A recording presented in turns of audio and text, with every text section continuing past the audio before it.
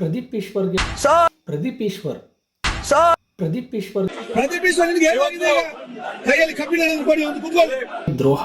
ಕೆಲವರು ಹುಡುಗರು ಹೇಳ್ತಾರೆ ಓಟ್ ಹಾಕಿದ ಜನಕ್ಕೆ ದ್ರೋಹ. MLA ಆದ್ಮೇಲೆ ನಮ್ಮ ನೊಂದಿರೋಂಥ ಚಿಕ್ಕಬಳ್ಳಾಪುರ ಜನಕ್ಕೆ ಒಂದು ಒಳ್ಳೆ ಸುದ್ದಿ.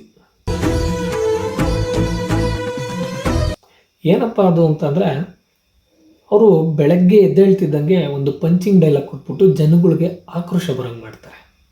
ఋషి ఉంటే మనుషులు ఋషులవుతారు, మహాపురుషులవుతారు. ನಮ್ಮ జీవితం బతికితే ఆశలు పోతే ప్రాణాలు.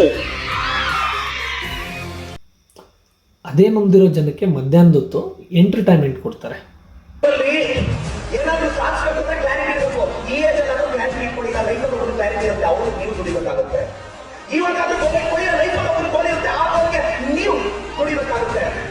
ಜೀವನದ ಲೈಫ್ ಕೂಡ ಕ್ರಿಕೆಟ್ ಇದ್ದಾಗ ಇವಾಗ 11 ಜನ ಫ್ರೆಂಡ್ಸ್.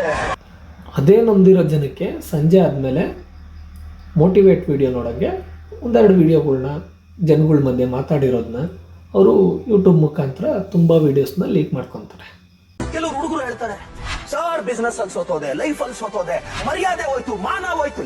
ಮಾನ ಮರ್ಯಾದೆ ಇದೆ ಅಂತ ನಿನ್ಗೆ ಹೇಳ್ದೋಣ.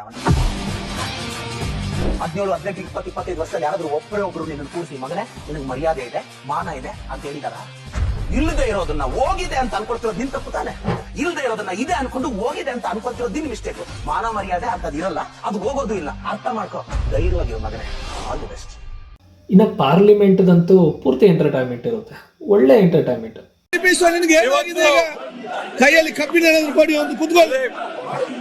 ನಮ್ಮ ನೊಂದಿರೋ ಜನಗಳೆಲ್ಲ ಇವತ್ತು ಖುಷಿಯಿಂದ ಇದ್ದಾರೆ.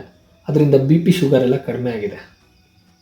ಚಿಕ್ಕಬಳ್ಳಾಪುರವ್ರು ಯಾರು ಇದ್ರೆ ಈ ವಿಡಿಯೋ ಲೈಕ್ ಮಾಡ್ರಪ್ಪ. ಕೆಟ್ಟ ಮನ್ಸಿಟ್ಕೊಂಡು ನೋಡ್ರೆ ಎಲ್ಲ ವಿಕಾರವಾಗೇ ಕಾಣಿಸುತ್ತೆ, ಒಳ್ಳೆ ಮನ್ಸಿಟ್ಕೊಂಡು ನೋಡು ಎಲ್ಲ ಸುಂದರವಾಗೇ ಇರುತ್ತೆ.